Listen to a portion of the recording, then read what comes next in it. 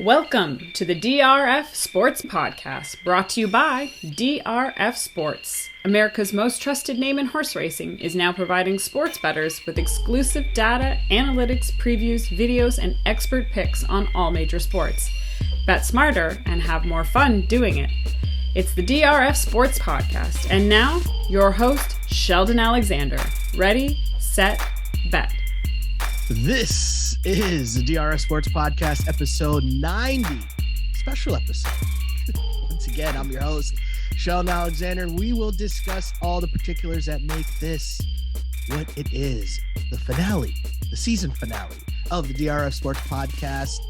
For us, my guy, Mr. Matt Russell, joins us, as always, because there's only one way we could wrap up this season of the DRF Sports Podcast. That's with our guy, Mr. Matt Russell. How you doing? How you feeling? I'm good. I'm okay. I'm battling vacation. Vacation might have won. Okay. Vacation might have beat me up. I got trapped in Boston for an extra day over my vacation. Okay. Walked into the house about 2 hours before the NBA draft last night, and had been sort of tangentially following along, with all the goings on leading up to the draft. Now, and you do this sort of, 7 days a week, 365 days a year, but you want to take a vacation, something's got to go by the wayside. And the NBA draft just happened to be that for me this year. Now, I love the NBA draft for, as long as I can remember, 30 plus years. And I don't know that it's as exciting from a betting standpoint as the NFL draft, but it certainly was yesterday. And so I walk in yesterday, having followed everything that sort of happened, right? And then it was clear that it was a Woj versus the sports betting community, round two, essentially, right? And when you say the thing, Woj versus Shams, that's what's going on right now and screwing up the whole thing. Those two guys are going at it, and it's so stupid because, I just want to watch the draft. Right. That's what the NBA centric people believe, right? But in this case yesterday, it was Woj versus the bettors. Watching the market change the way that it did, where bettors go in and hammer Paolo Banchero a couple of nights before the draft comes down, and the lines move, and then Woj doubles down on the idea that Jabari Smith was going to be the number one pick, and the odds shoot back up to minus 600, minus 800 on Jabari Smith. And as we talked about with the NFL draft, these guys, these insiders, NFL, NBA, or otherwise, are being lied to. So when we're looking at mock drafts, when you're looking at these reports, you have to remember that these guys are just a mouthpiece. Now, part of this is that we have this situation where he's already frankly pissed off sports bettors by his ridiculous take 2 months ago about unruly fans due to sports betting and how this could be bad for the in arena situation and blah, blah, blah, which was obviously stupid at the time. And everybody sort of, weighed in on it back then. Now he's going information. His actual job, right, is to get information and to, he's famous obviously for tweeting out draft picks before they happen. And that's where you're referencing he versus Shams and who's going to get the draft pick out first. Problem is, for old Woj, he was dead wrong and he was lied to, and he bought it hook, line, and sinker from the Orlando Magic. And that moved the market back up to Jabari Smith at being minus 600, minus 800. So as he goes to air yesterday, and then finally, with his tail between his legs, says, well, now, there's some reason to believe that Paolo Banchero might be involved. That was a betting opportunity for a lot of people because the markets were still up in a lot of places, and they were still at plus 400 for Paolo Banchero. And so I did absolutely no research other than just following along, having certain, follows in the sports betting community, and then obviously knowing and seeing Woj tweet out things like Jabari Smith is the prohibitive favorite, and it seems like he's definitely going to blah, blah, blah, blah, blah. And it's okay, it's one of these groups is going to be right and the other is going to be wrong. And of course, the case of Woj, he was wrong. Bettors were right. And so it was a party in the betting community. So whether it was the plus 400 you could have gotten walking, straight off of an airplane, or the 20-1 earlier on in the week before the market, obviously, I guess the point is the market knew more than Woj did. And he's the guy getting paid the millions and millions of dollars to know all this stuff, whereas sports bettors are beating him to these scoops. So whether Shams and Woj and who's beating who in these individual, pick selections and all of that sort of thing, When it comes to sports betting, all of that stuff is meaningless because there are people who know more than those two guys, and they are getting down on this stuff and they are making a ton of money. And that's what happened last night. And that was the big sports betting takeaway from the NBA draft. Yeah. I mean, I totally get where you're coming from. Totally get what you're saying, but that's also the assumption that we think we know what Woj's MO is, right? And like, Shams is in with the agents, Woj is in with the team front offices. So what happens a lot is Woj could just be carrying the water for the Orlando Magic because they're trying. No. But I'm saying like he's in on it because they're trying to, if the Rockets really want Paolo Banchero or they really want Jabari Smith, whatever it is, we're going to try to put this out there that this is who we really want to see if they can get a trade. And Woj is in on the play. Like, so it's not that he's actually being duped. He's just doing his puppeteering. He's doing his puppeteering. I disagree. We've seen it tons of times before where these guys, but that's what I'm saying. Exactly.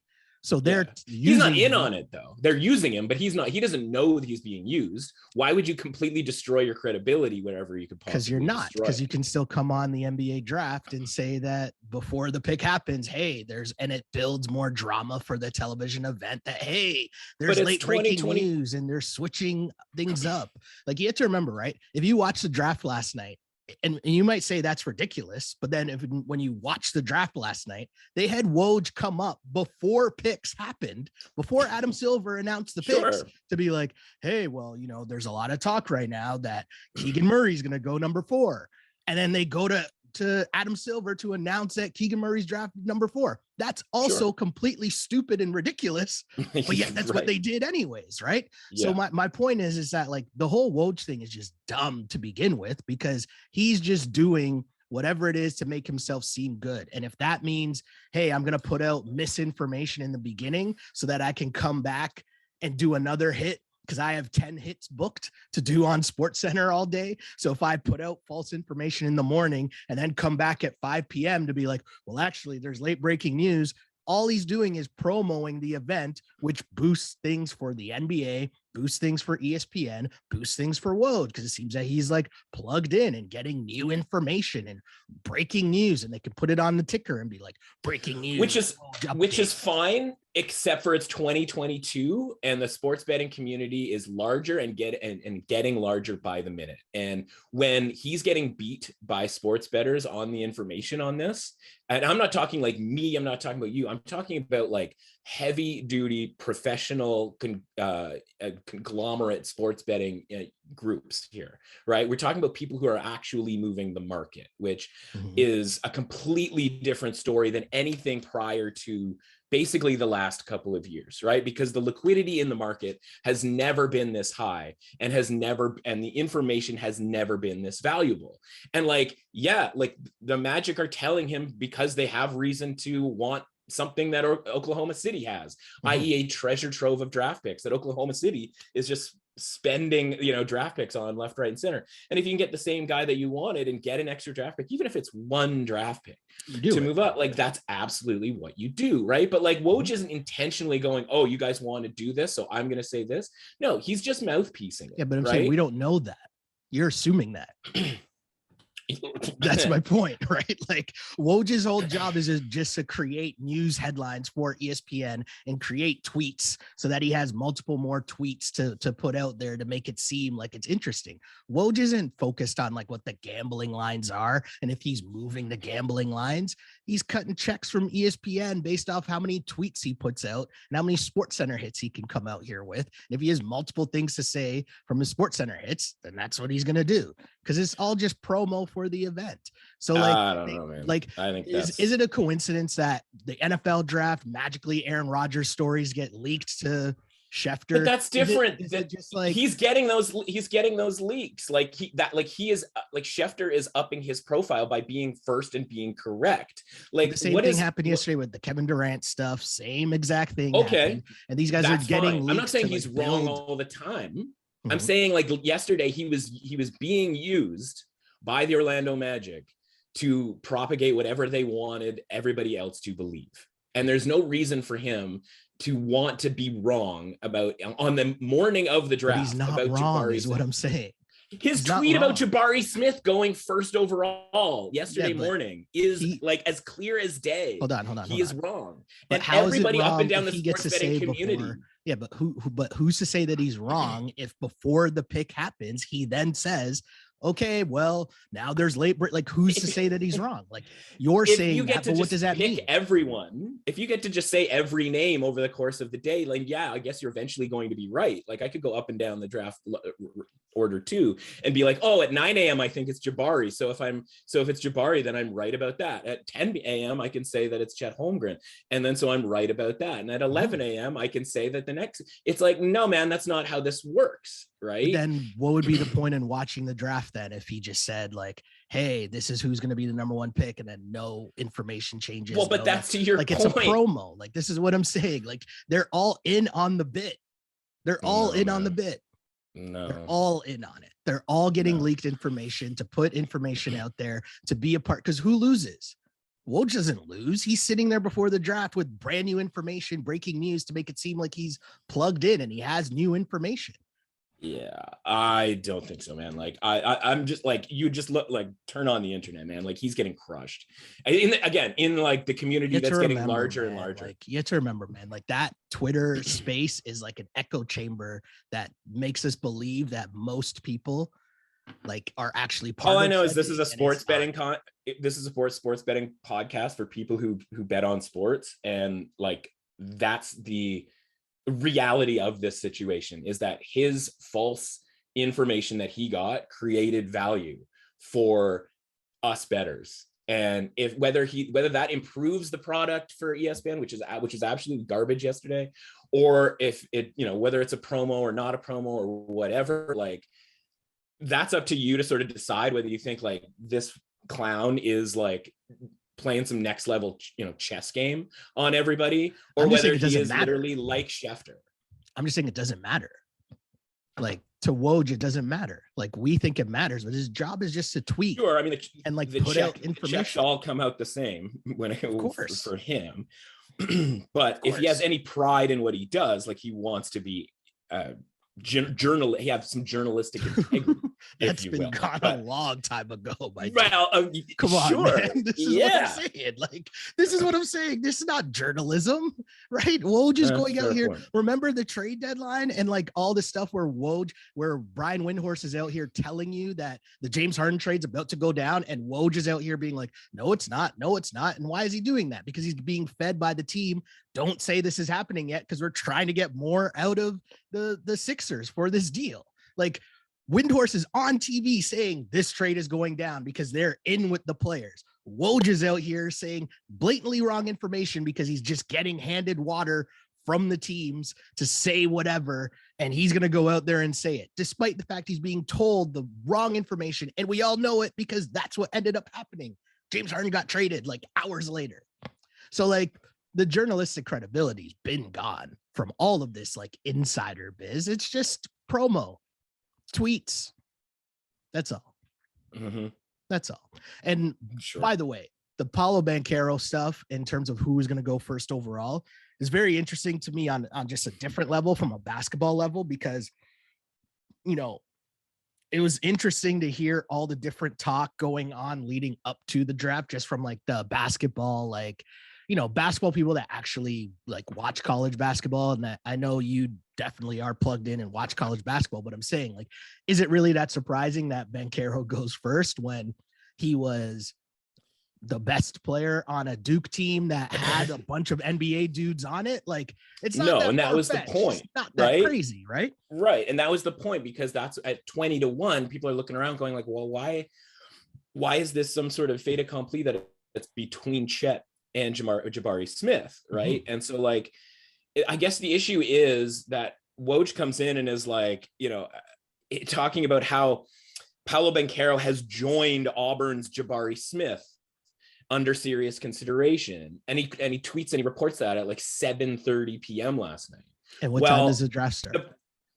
7:30 p.m. But my point is the broadcast started at 7:30. Right. But my point is, bettors were weighing in on that information 3 days ahead of time.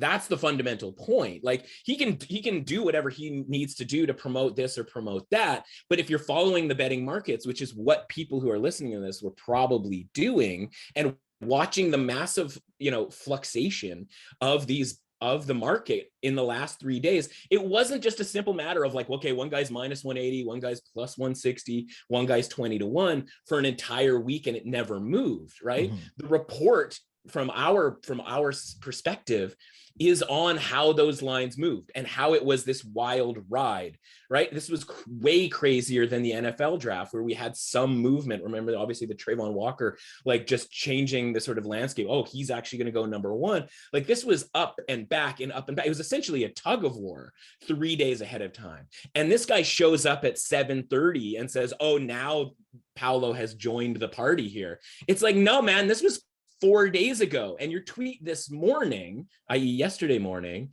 said that it was Jabari Smith. And so again, like whether he's okay with being wrong, whether he's, I guess, in on it as far as like being intentionally wrong in all of this, like, or as you mentioned, that the Orlando Magic are just telling him what they want him to get out to the public. And so his motivation is obviously to report essentially whatever they tell him, so that he can get the source, so he keep his sources and he can keep doing basically his job.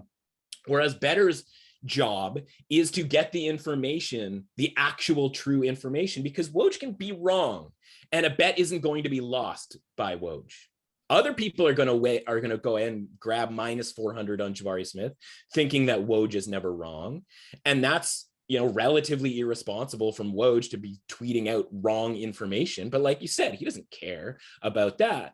But the point is, if you want accurate information, you have to go to the betting market 3-4 days in advance. And so there wasn't, it wasn't just a smoke screen. There was smoke, there was fire to that smoke from 3 days beforehand, when Paolo Banchero in that one night, 2 or 3 nights ago, went from, listen, I mean, at one point he was 20-1, but like went from 3-1 to the favorite for about, a few hours essentially before Woj made this other tweet about Jabari Smith. That was, again, just mouthpiece stuff.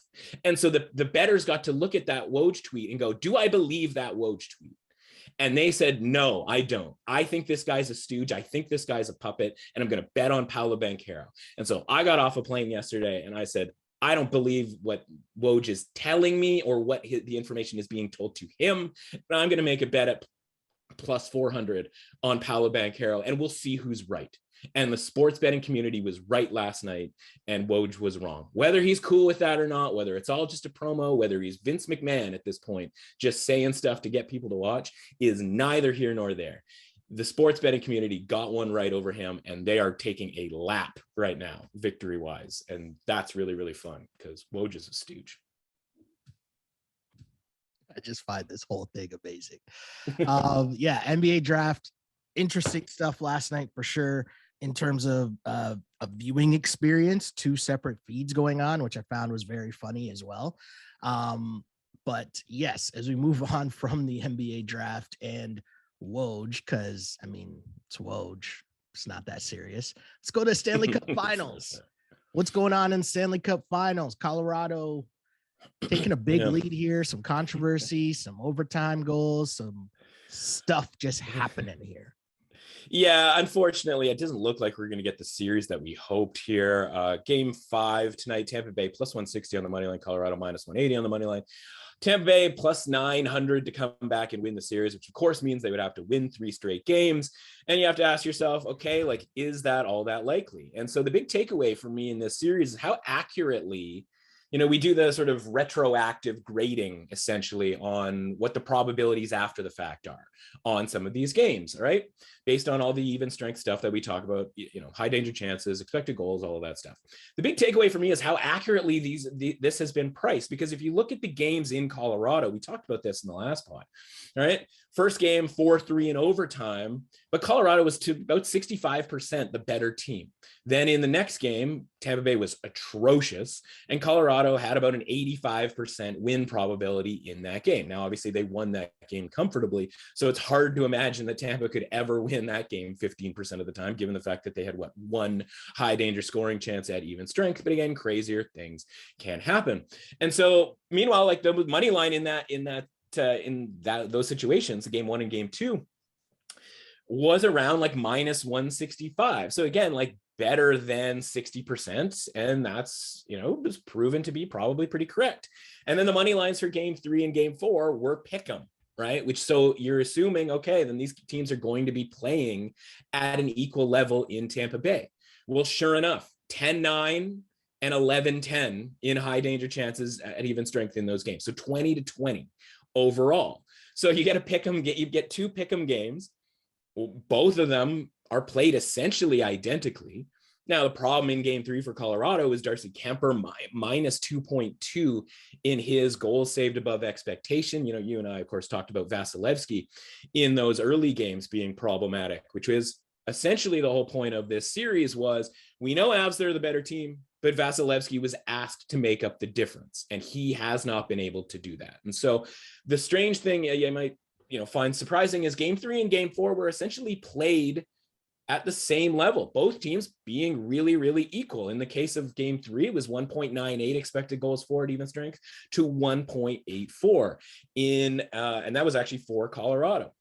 And in game four, in favor of Colorado again, slightly 2.66 to 2.61. So again, looking at all the information after the fact for game three and game four, we go, okay, those two games are a coin flip. Pick them on either side, minus 110 on either side. That's an appropriate pricing for those games. Now, sure enough, it actually ended up being pretty accurate in that those two games were split. But of course, we look at it and we go, man, Tampa Bay, if they had just held on to admittedly a 1-goal lead, or had they won in overtime, we'd have this 2-2 series. We'd have already cashed over 5.5 games. We'd have two chances essentially for Tampa to cash plus 1.5. Unfortunately, Colorado scores the game-winning goal. We finally figure out where the puck is in that overtime winner for Nazem Kadri. And now we're sitting here going, okay, it's a 3-1 series. Colorado gets to go back home. And the money line is accurately priced at minus 180. And so the problem is, for any sort of bet that you want to make, is this has actually been kind of the most accurately priced series of the entire playoffs. Now, that makes a ton of sense because odds makers have had this much time to come up with accurate pricing because they've had a largest possible sample size for a playoff. This is the last round of the playoffs. Of course, they have as much information as they've had at any other point. And so they should be pretty accurate when it comes to this price. Problem is now, 2-2, we might have had something. Okay, maybe there's some value on Colorado. Maybe there's this, maybe there's that. Obviously, we probably just let our bets ride in that situation. Unfortunately, we just got to let our bets ride here in this situation and hope Tampa Bay can pull off a victory on the road in game 5. We can bust out all the cliches, the backs against the wall, the lightning in elimination games, all of that sort of stuff, right? And it's by no means a guarantee that Colorado is going to win this game. Again, the money line being minus 180, Tampa Bay plus 160. This isn't something where Tampa Bay is plus 200, plus 300. Oh, they've got no chance. They certainly have a chance, but they have about, honestly, as much of a chance as this money line suggests, right? It obviously suggests pretty close to 2/3 of the time Colorado is going to win this game. So whether you just think, okay, Colorado is the better team, I am completely fine with that. The problem is the best price I can see is minus 1,200 on the series, which means you get 3 chances on Colorado to win. Problem is you have to lay 12 to win back 1, right? How badly do you want to do that, especially against the Tampa Bay Lightning team that, again, even though they're overmatched in this series, is still a team that has not lost a playoff series in quite some time. And just fundamentally, man, like in these hockey playoffs, like, yes, 7 games, a 7-game series is like, we're never going to go to 9-game, 11-game series. So like 7 games is a lot, but it's also not when it comes down to 2 overtime games that, again, in theory could have gone the, either way. Right. And so if you're going to lose 2 overtime games, you're probably not going to win the series, right? Like, speaking of retroactive evaluations, how many teams have won a series despite losing 2 coin flip result type games the way that overtimes are? So that's just going to happen, right? And again, 2 decently matched teams here that we thought were going to be, giving us a long series, and still might, went to overtime twice, and one team won 2 of those overtime games. And so, you know what? You shrug your shoulders and you go, you know what? Avs looking great.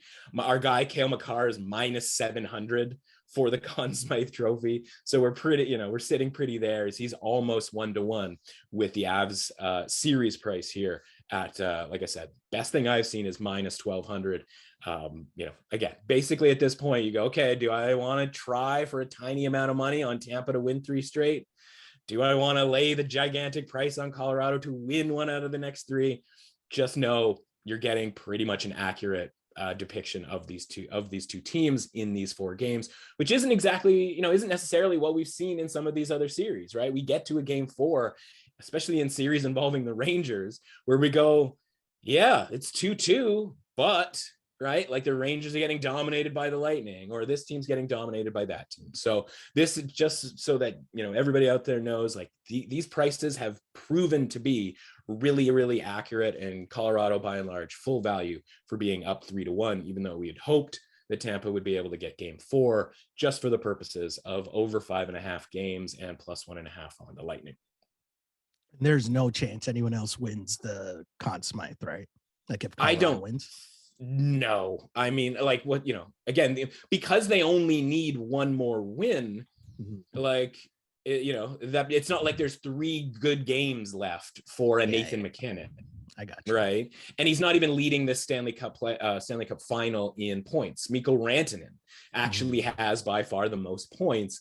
And I think he's like -20,000 to lead the series in points. So it's like, he's not going to like blow by Makar all of a sudden. Right. And so honestly, if you think Colorado's going to win 1 of the next 3 games, Makar at -700, obviously a better price than the -1200 series price that you might be able to get on the Avalanche.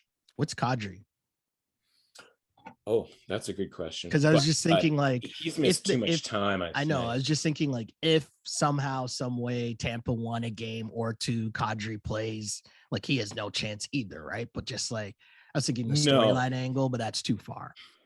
Right? Because you're going to get to a point where it's like, okay, Rantanen has the most points, so he's like the next guy, right, at 10-1, and obviously it's a full playoff award, right? So you're just way too deep. I mean, Nazem Kadri's 200-1 right now, and again, like, even if he had a hat trick in his next game, like, you might be able to assign like finals MVP to him, but over the course of the entire playoffs, right? That's Cale Makar. His resume is outstanding, and he'll be well deserved, and we will cash that bet, and it will be awesome. I got you. So as mentioned, if you follow the pod online, it was time to hand out some hoodies. Ask listeners betting questions that they might have for the last episode of the season. But I guess first, we will touch on it again. Why do we do that? And obviously we don't know what will happen with the DRF Sports Podcast, but we do know this is our last episode of the season. So this brought up the opportunity to kind of have a little fun, do something a little different. And so we asked you to send us questions, and we got one here from Jeff. Jeff says, Jeff on Twitter at Jeff, what's that? Guggenheim. Jeff Guggenheim. Yeah, my guy, Jeff. Sent me 1,000 questions. Love that guy. Super inquisitive type stuff. Okay. When did you know you wanted to make this your career? Yeah. I don't know if there was like a moment, because it wasn't a career for a really long time, right? And that, I think, it's more of like a life advice type situation, where it's like, understand that, like, there are things, and I don't know how old Jeff is, but a lot of our listeners are a little bit younger. Maybe they're in college, university age. There's stuff, man, like, especially 2022, that was not a career 5-10 years ago, by and large, right? I made my first bets in like 2001.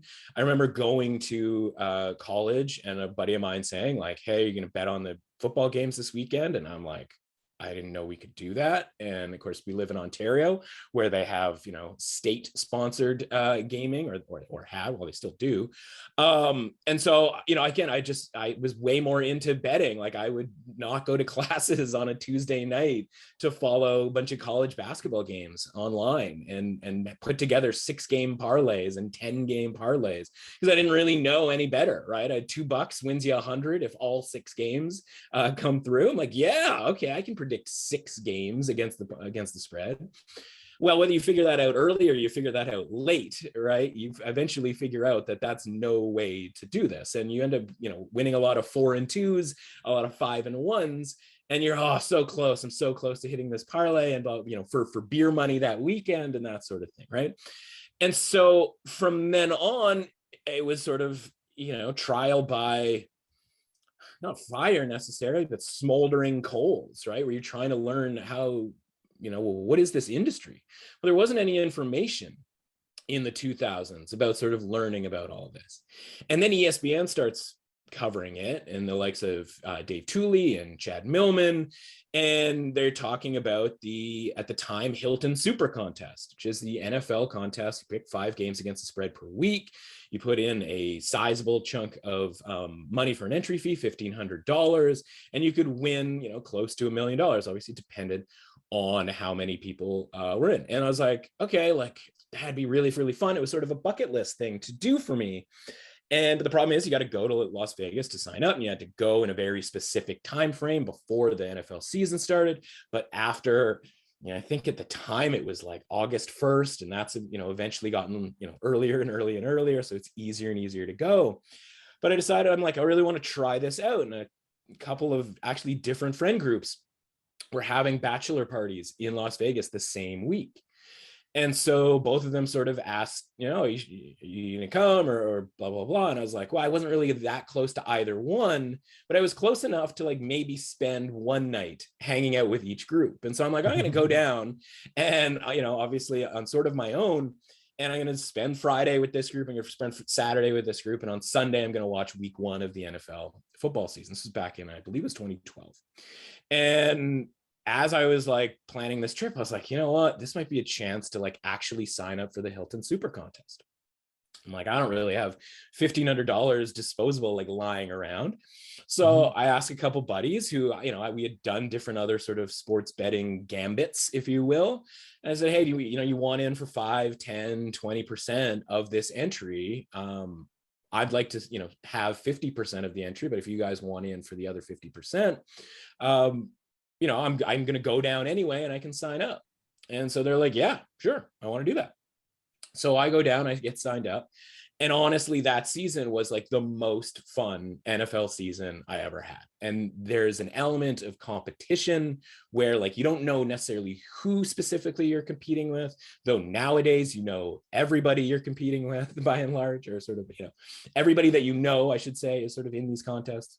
But there's an element of competing, and there's standings, and like at the time I was 20, maybe 30, and it's been a while since I competed, right? It's one thing sort of checking your balance every day, whether or not, on what you did last night as far as your betting is concerned. It's another thing checking the standings every Tuesday.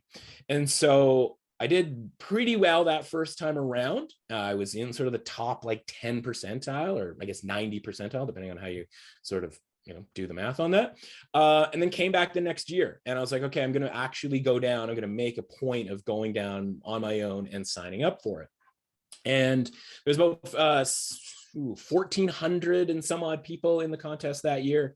And I got as high as 10th, but I finished tied for 16th and won about $25,000. And so at that point I knew, okay, like I'm pretty good at this. I can compete.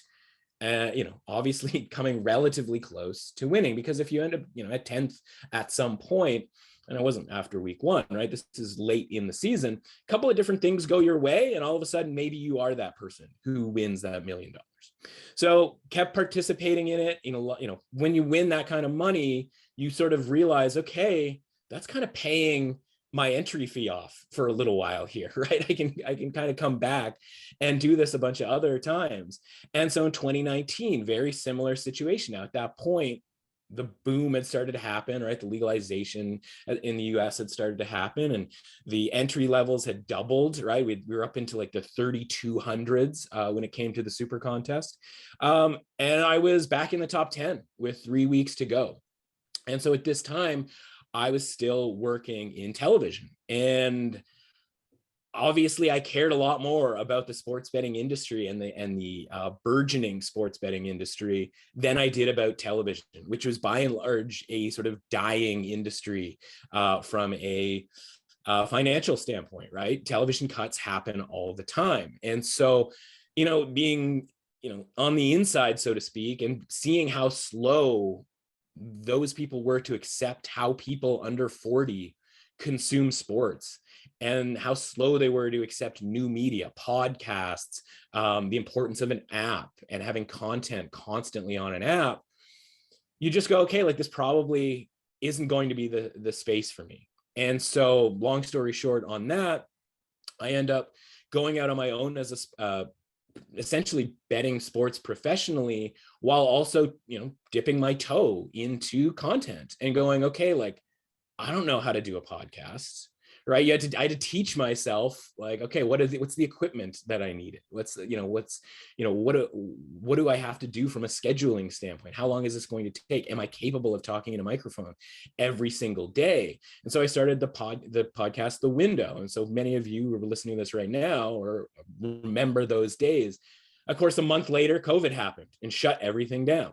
And so things got a little weird from that standpoint. But, I was able to get in touch with a lot of people in the sports betting industry. And that's the other element to kind of the Woj conversation, is that there is this community that has information and they're willing to share it in a lot of cases, right? Especially in the content. A lot of the guys that we've had on this podcast over the last year or so are in that sort of community.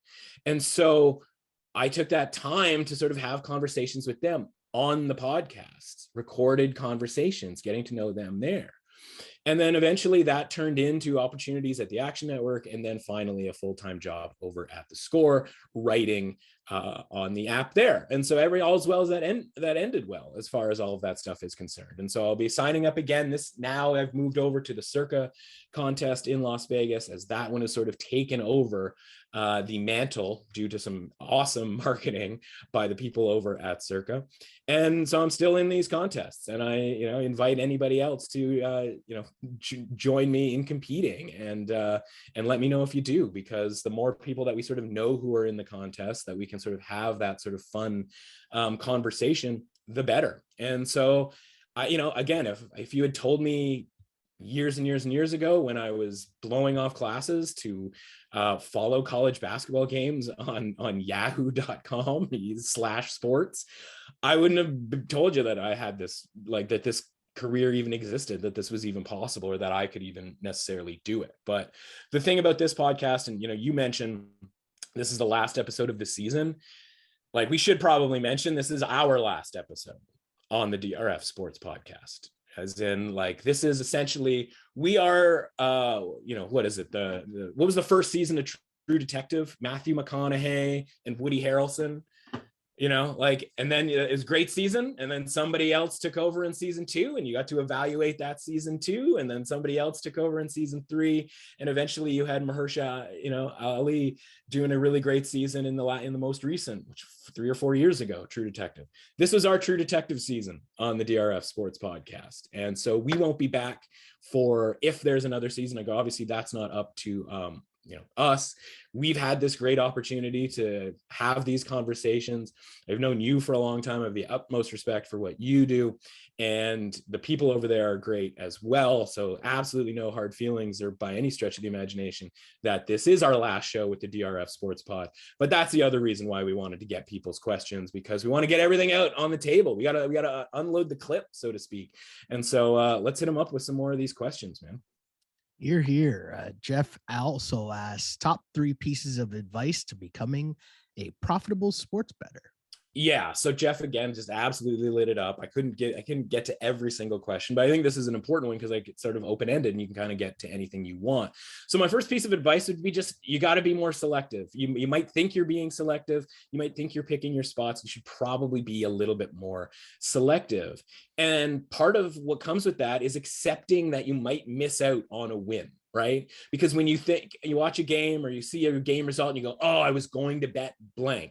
Right? That thing feels stronger than when you avoid a loss, because when you avoid a loss, you just kind of forget it almost instantly. So being more selective, what does that mean as far as like, okay, how do I do that? How about don't bet on the game just because it's on TV or because you're bored or because last night didn't go particularly well. Part of that is too betting within your means. That would be number 2, not just for monetary reasons though. Right? If you're betting within your means, that means that every game isn't like the end of the world. And so you're not going to go on tilt. You are not going to chase those losses. You're going to be like, oh, okay, I lost that bet. No big deal. Because if you're betting within your means and you're betting appropriately with regards to your bankroll, it's going to just kind of be water off a duck's back. And in a lot of cases, you're going to have honestly more chances to make bets, right? The smaller the bet that you make, the more chances you're going to have to make a lot of bets and learn, because honestly, you keep learning. Like you and I have these conversations and we're learning over and over and over again. I've been doing this for a really long time. And so if you can stay in the game longer, that allows you to get better, to gain experience. And then obviously, by and large, this whole thing is a lot more fun because fundamentally, as much as I, had a stint betting professionally, like it's not that fun having to rely on 19-year-olds to make free throws or NBA teams to, start all their players and not have people sit out, and NFL and the ball that bounces the way that college and the NFL does. The puck, my God, the puck, right? Like that thing bouncing out of control half the time, right? It doesn't, to have your livelihood rely on that isn't any fun. It's why a lot of professional sports bettors out there are very jaded individuals. And like, how could you blame them? And so keep it responsible, keep it fun. The last thing, and this is probably the most important thing as it becomes to profitability, though those other two things are important, do the work. You get what you put into it. And if you just show up on Twitter and like go to the, short form content or the blonde woman and just take her pics and think that that's going to work for you, it's not. You have to do your own work. You have to take responsibility for your own actions. And that's good advice for life, not just in the sports, betting realm. But be willing to tweak what your plan is. So if you're doing the work and you have these sorts of theories, right? Make them yours. We talk obviously about hockey and the importance that I put on 5-on-5 play. There might be somebody who just disagrees with that and doesn't think 5-on-5 play is all that important. Okay, go for it and like back test it or test it going forward, right? Make it your own. People take bets and blame others for losses. Don't do that. Make your own decisions, do your own work, and honestly, you'll have a better experience going forward. All right. We'll just deep dive into more questions here. We got Barry asking, how are in-game betting lines set? A computer doing algorithms or a human setting the number? Yeah, that's a great question. Barry OB29, shout out to him. The quick answer is both. Honestly, like obviously, if you pull up any sort of major sports book, it's just a wall of in-play betting, right? And the algorithms are at their root. But for significant games, especially in the big four leagues or high-profile events, somebody has to be monitoring in case there's a game-changing injury, right? Like Monday Night Football, starting quarterback gets hurt. Like that's going to change the calculus on an in-game bet, right? And so there are people monitoring this, but it is all automated by and large, right? And if you can find a book that's slow on that, there's opportunity there, right? If they're slow to realize that Tom Brady is hobbling off the field, not that Tom Brady ever hobbles off the field, there's opportunity there. And the thing is, it isn't the sports book, right? Because many sports books, if not all, contract out to a different company entirely in order to do their odds making and do their back end algorithmic like in play odds and that sort of thing, right? So it's not that each individual sportsbook necessarily has this like team of people working on it. You know, a lot of sportsbooks share a company, right? Like this is, you know, different. I'm not going to name names here, but like 2, 3, 4 sportsbooks might work with the same company in order to be their odds provider, right? Old school bookmaking where this guy's making this line, this guy's making that line, that's dead, right? Like that doesn't exist. And so the short answer is obviously both, because there has to be a human element, but you see all the different options on a live betting card. You've got, you know, tennis happening over in Thailand. You've got soccer happening in South America. Obviously, a lot of that is algorithmic based. Let's keep things flowing here. Nick asks, bankroll management, how do you allocate units properly? Yeah, speaking of OG guys, my guy Nick Ziegler at Nick Ziegler 20, bankroll management. Okay, so first and foremost, right, you've got multiple different sports, I should say, and part of it depends on like what your confidence is and your success that you've had on a certain sport in the past, right? And so if your confidence is really high in the NFL, like mine is, there's also a small sample size, right? There's only 256 games, something along those lines. And so, you know, going in, okay, one, I'm not going to bet every single game because that goes back to the selectivity element that we discussed. And so you go, okay, like if I'm even going to bet half of these games, 40% of these games, what am I left with? And the answer is just over 100 some odd games to bet in this league that you specialize in.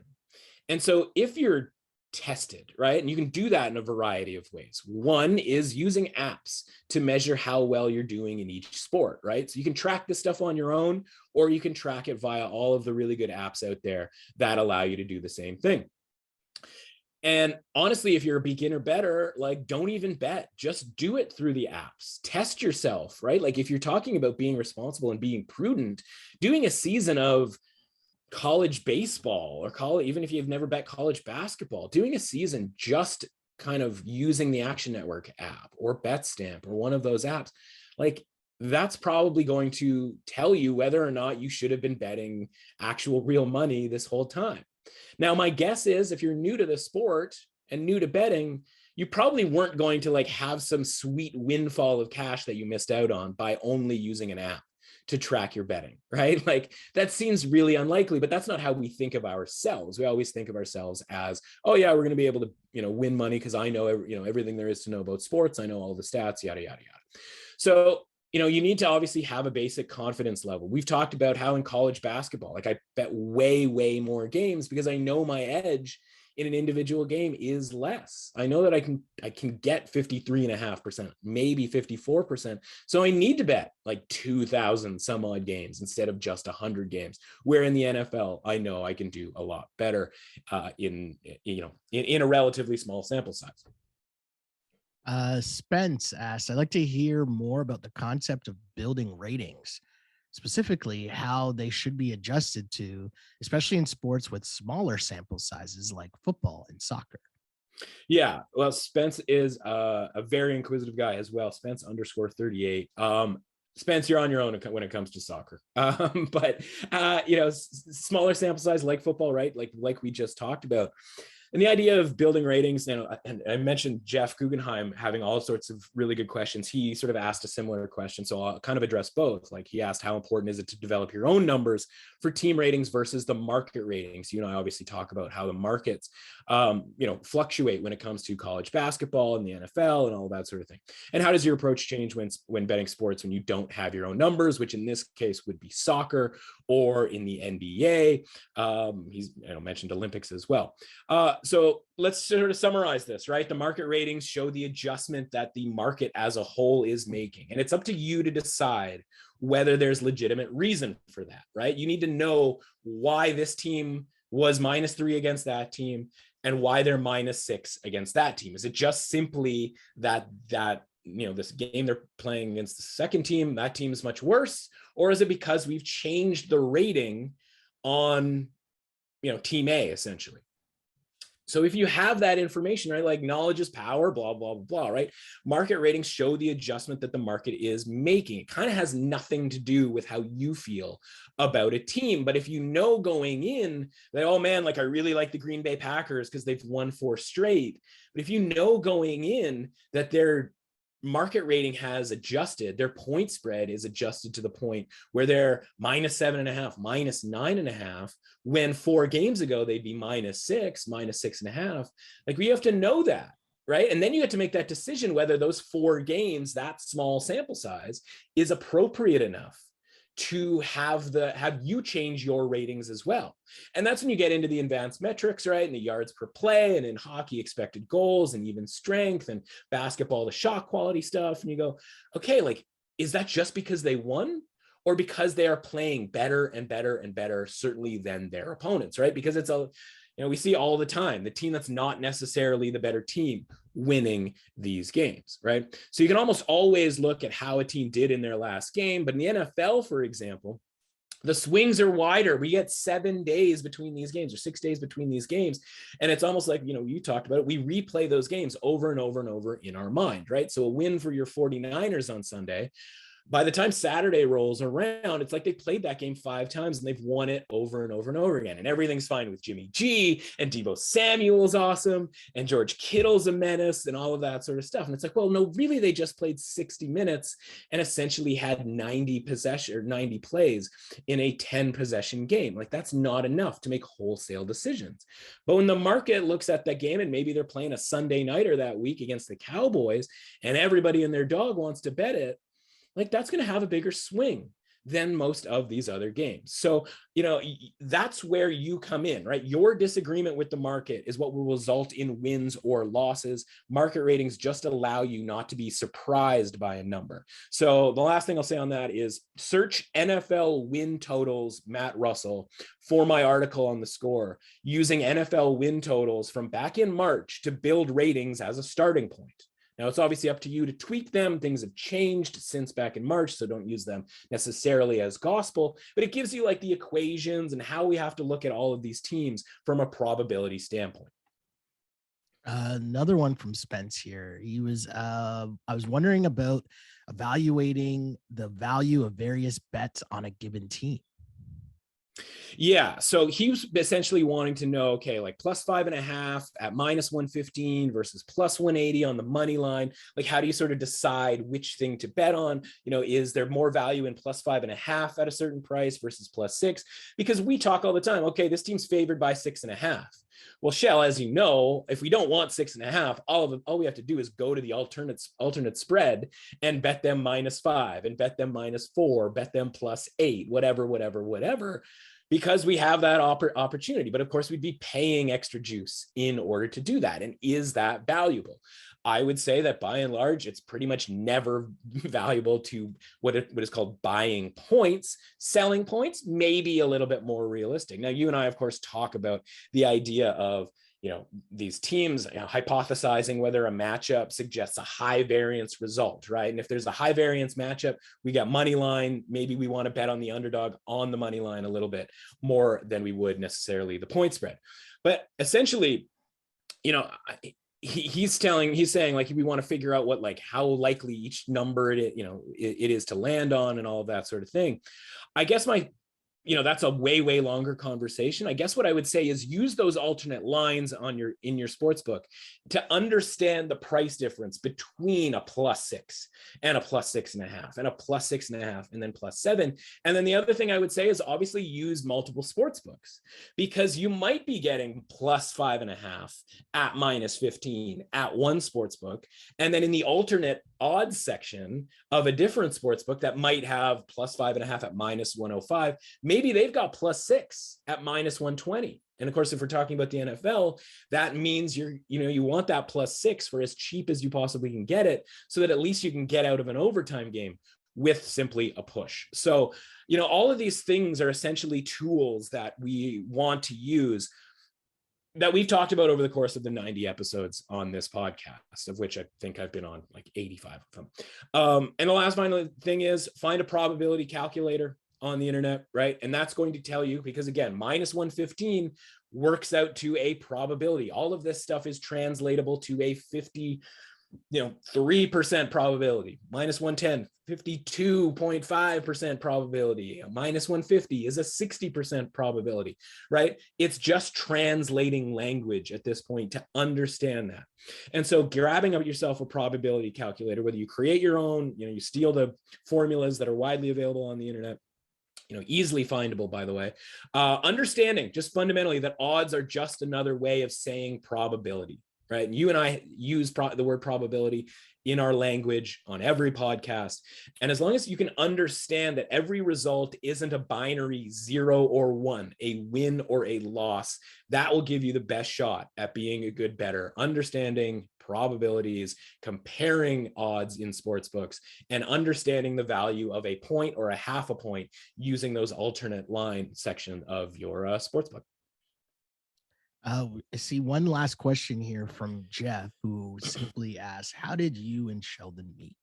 Yeah, I wanted to conclude on this, right? Because this is our last episode.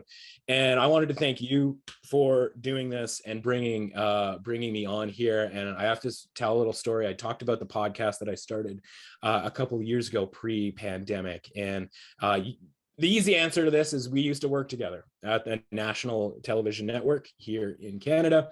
And, we worked at the same place. We didn't necessarily ever really work together, but we just sort of gravitated to the conversations that we've had on today and the conversations that we've had in the previous iterations of this podcast, and certainly the previous episodes of this podcast specifically.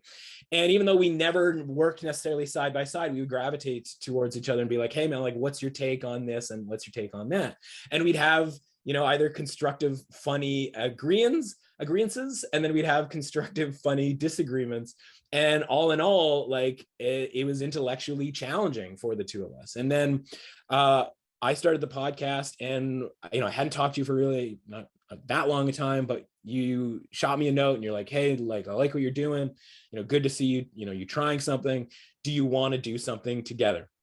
And that was when we started doing the I'll Name This Football Pod Later podcast, which I will never forget you sort of asking me to come and do that with you, because you didn't have to do that. And, obviously that got us to this podcast and wherever, the next name of a podcast that you and I may or may not do down the line.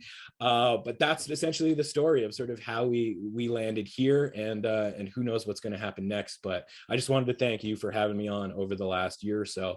And obviously going back to a couple of years ago, because it's been an absolute treat, my friend. Yes, I will totally co-sign everything you just said and say and kind of throw that back at you in terms of the thank you, because it is a two-way street and two-way relationship. And it's been fun over the last few years, whatever the iteration is, whatever the logo is, whatever the name is. None of that really matters. It's just the mics getting turned on and discussing gambling and picks and all that fun stuff in a fun way that not only tries to educate people, but also tries to inform people. And, being along for the ride, I'm sure there's people that have been along for the ride, at different points along the way here. And yeah, obviously stay tuned to the socials and you'll figure out what's next. But yeah, I want to thank you for this whole thing as well, because this has been a lot of fun. And obviously it's a big ask in terms of, what you've done in terms of the twice a week for the last, however many months it's been through the football season and NBA season and all that. So thank you for sure. And thank the listeners as well. And as I said, to find out what's coming up next, you just got to stick to the social. So where can the people find you to find out that information? Yeah, buddy, at mrussauthentic on Twitter. Everything that I do gets retweeted through there, score and otherwise. And so, I think we earned a little time off here this summer. Glad to get a little win there in the NBA draft. One way or another, we got to get ready for NFL season, and I'm fired up about it. Sounds good, my dude. Thanks again for stopping by, and thanks again to the listeners for also stopping by to this DRF Sports Podcast. Thanks, guys. See you down the road.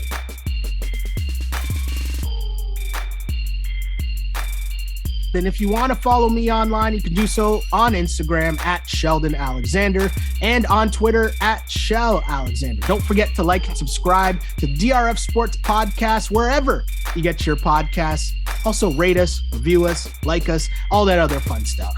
But for more from this new project from DRF Sports, just a little reminder, if you're unfamiliar with the letters DRF, it stands for Daily Racing Forum, which has been around for over 100 years, giving you all of the horse racing information, data, and analysis. But now we've taken over the entire sports world. So if you want coverage on every football game, as well as the NBA, MLB, college sports, and more, head to drf.com/sports for all of the details and insights, as the site has all of the data on every game, including offensive and defensive stats, betting angles, line movements, key injuries, team stats, and more. The DRF data is what powers our power trends. So if you want to see which trends our analysts have selected, follow us on Instagram and on Twitter. If you want access to all of the raw data, drf.com/sports. That's where you can find the usual previews as we deep dive into the games. Of course, got you covered on this podcast. However you want your betting information, we've got you covered. Again, my name is Sheldon Alexander. That's all I got for now. But until next time, see ya. Thanks for listening to the DRF Sports Podcast. Please subscribe, rate, and review the show. For more sports betting advice, go to drf.com/sports and follow on Twitter at DRF_sports.